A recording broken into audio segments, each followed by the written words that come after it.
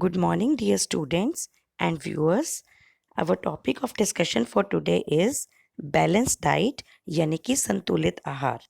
This topic is a part of syllabus for BA Home Science Semester 5 students, paper code 301. So let's start our topic.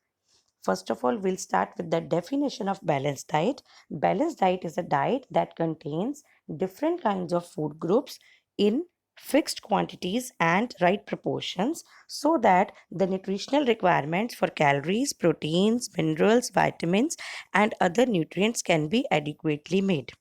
तो संतुलित आहार वह आहार है बच्चों जिसमें विभिन्न भोज्य समूह उचित एवं पर्याप्त मात्रा में पाए जाते हैं तथा उनका अनुपात इस प्रकार सही होता है कि वे हमारी पौष्टिक आवश्यकताओं की पूर्ति को आराम से कर सकते हैं। इस संतुलित आहार के सेवन से हमारे शरीर को सही तरीके से अपनी विभिन्न क्रियाओं को करने में सक्षमता प्राप्त होती है। तो आगे चलते हैं। हमारी सेहत हमारी थाली पर निर्भर करती है।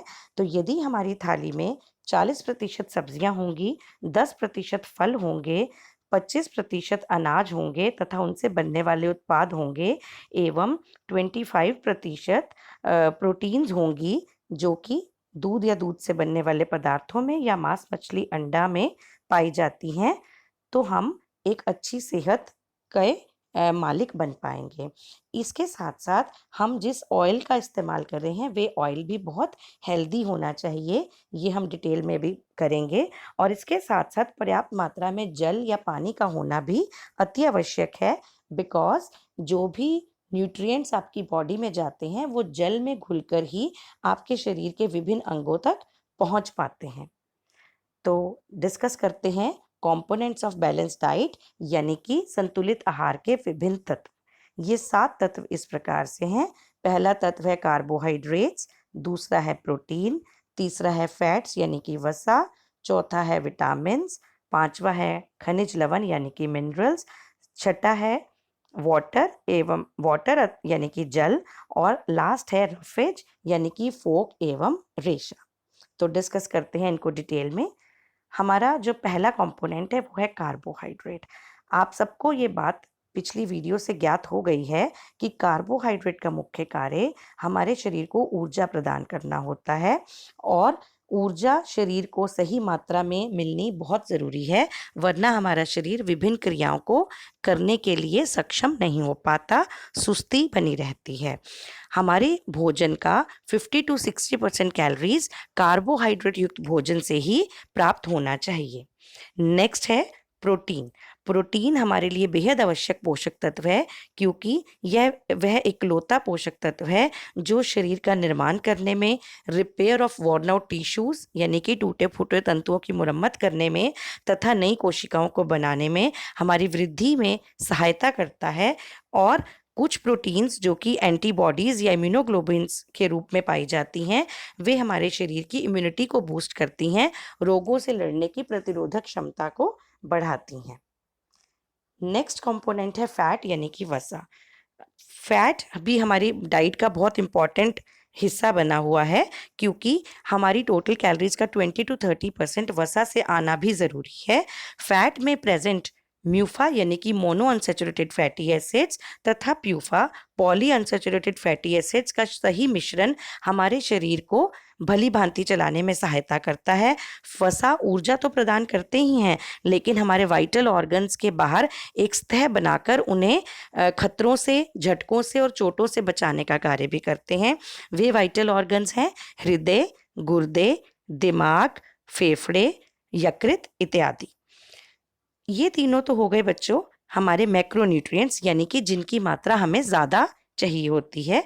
इसके बाद हमारे 3 माइक्रोन्यूट्रिएंट्स भी हैं जो कि विटामिन्स, खनिज लवण एवं फाइबर हैं।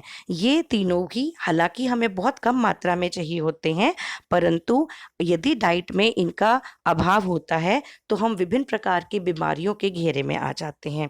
ये तीनों के तीनों हमारे लिए प्रोटेक्टिव फूड्स का कार्य करते हैं, सुरक्षात्मक भोजनों का कार्य करते हैं।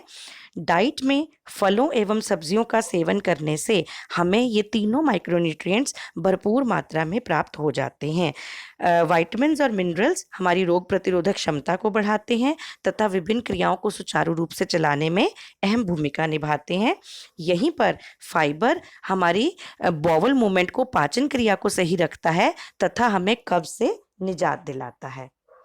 इन 6 न्यूट्रिएंट्स के अलावा जल भी अत्यंत आवश्यक है, क्योंकि यदि जल नहीं होगा तो इनसे प्राप्त होने वाले पोषक तत्व किसी माध्यम के बिना हमारे शरीर के विभिन्न अंगों तक नहीं पहुंच पाएंगे। हमारे रक्त का एक बहुत बड़ा हिस्सा जल के द्वारा बना होता है और उसी जल में हमारे विभिन्न पोषक तत्व घुलकर हमारे शरीर के विभिन्न अंगों तक पहुंच पाते हैं। जल हमारे लिए हीट एब्जॉर्बर का कार्य करता है, हमारे शरीर के तापमान को बनाए रखता है। उसके अलावा हमारे जॉइंट्स में मोबिलिटी के लिए, घर्षण से बचाने के लिए हमारी सहायता करता है। तो बच्चों, अगर हम स्वस्थ भोजन की थाली को देखें तो ये जो पाई डायग्राम बना हुआ है सेंटर में, ये हार्वर्ड यूनिवर्सिटी की तरफ से है।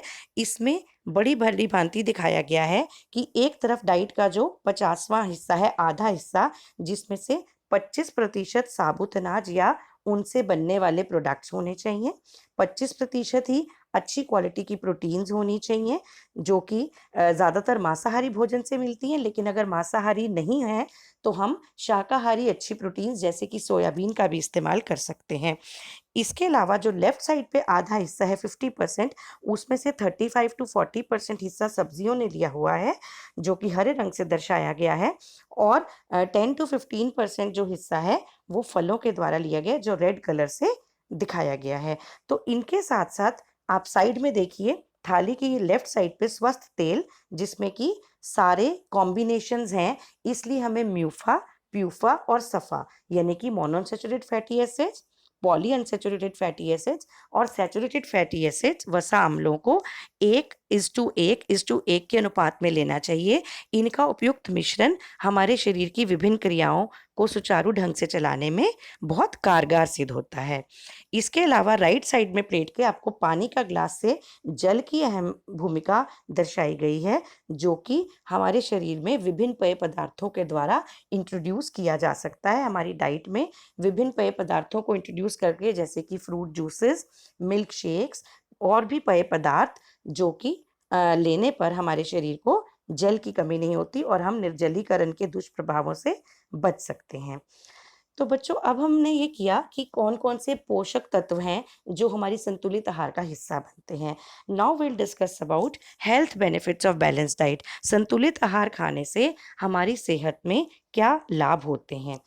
अच्छी डाइट खाने से हमारे बॉडी के सारे फंक्शन ठीक तरह चलते हैं, हमारी ऊर्जा की जो रिक्वायरमेंट है वो पूरी होती है तथा हमारी रोग प्रतिरोधक क्षमता बढ़ती है और हम वेट गेन होने से भी बच जाते हैं। इसके अलावा जो मेजर फ़ायदे हैं, जो मुख्य फ़ायदे हैं, वो इस प्रकार हैं। प्रथम फ़ायदा, हमारी पौष्टिक आवश्यकताओं की पूर्ति होती है। दूसरा फ़ायदा, हमें इस तरह के पोषक तत्व प्राप्त हो जाते हैं जिनसे हम उनकी कमी से होने वाली बीमारियों से अपना बचाव कर सकते हैं। तीसरा फ़ायदा है, बहुत सारी बीमारियां जैसे कि metabolic disorders like diabetes, heart problems etcetera से बचाव हो जाता है, जो कि बहुत रिस्की हैं। इसके साथ साथ हमारी जो डाइट है, वो डाइट हमारे वजन को नियंत्रित करती है, बीमारियों का खतरा कम करती है, हमें ऊर्जा प्रदान करती है, हमारा मानसिक स्वास्थ्य, मेंटल हेल्थ ठीक बनी रहती है और मूड भी बहुत अच्छा रहता है। इसके साथ साथ जो बहुत इम्पॉर्टेंट फ़ायदा है वो है, हमें पर्याप्त नींद की प्राप्ति होती है। यदि हम भोजन ठीक से करते हैं तो हमारी नींद का जो सर्कल है, जो साइकिल है, वो सुचारू ढंग से चल पाता है।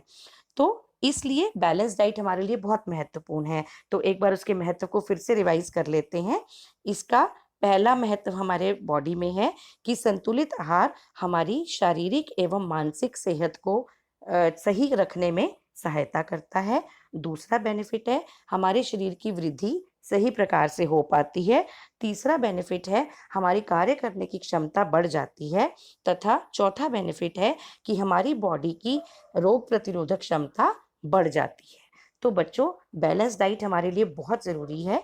इसलिए मैं आप सबसे एक रिक्वेस्ट करना चाहूँगी कि अपनी डाइट की थाली को हमेशा संतुलित मापदंडों पर ही रखें तथा उसका सेवन करें। So thank you very much for listening to this topic. Have a good day and enjoy balanced diet in your meals. Thank you.